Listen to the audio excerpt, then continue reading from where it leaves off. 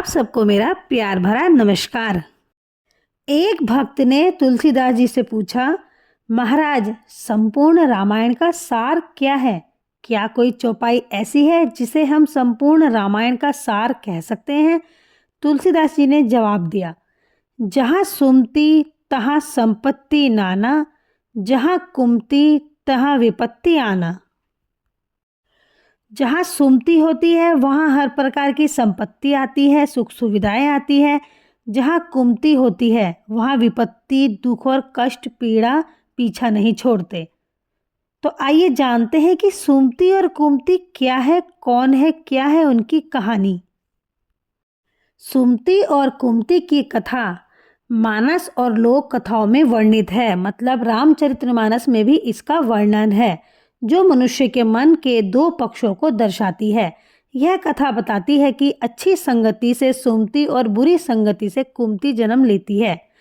पौराणिक कथाओं के अनुसार जहाँ सुमति का वास होता है वहाँ लक्ष्मी का वास होता है, और जहाँ कुमति होती है वहाँ दरिद्रता और दुख का निवास होता है। तो चलिए जानते हैं सुमति और कुमति की कथा।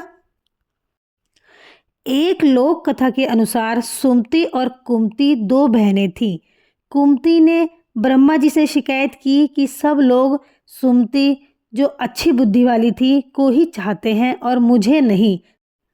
तब ब्रह्मा जी ने कहा कि सुमति आते हुए और कुमति जाते हुए अच्छी लगती है।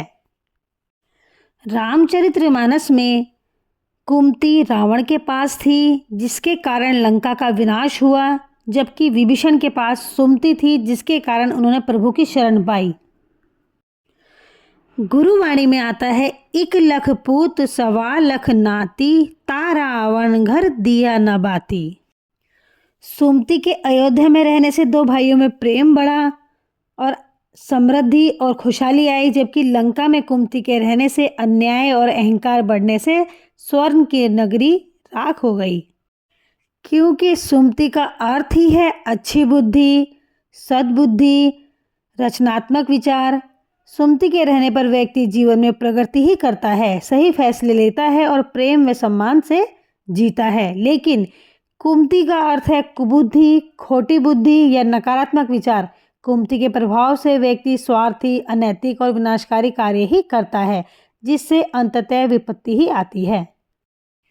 इसीलिए हमें स्वयं ही इसका विचार करना है कि हम कुमति का साथ दें या सुमति का। अगर हमें आगे बढ़ना है, जीवन में अच्छे विचार लाने हैं, सुख समृद्धि पानी है, तो हमें सुमति का साथ देना होगा। ऐसा करने से हमारा इस जीवन में जन्म लेना सार्थक होगा।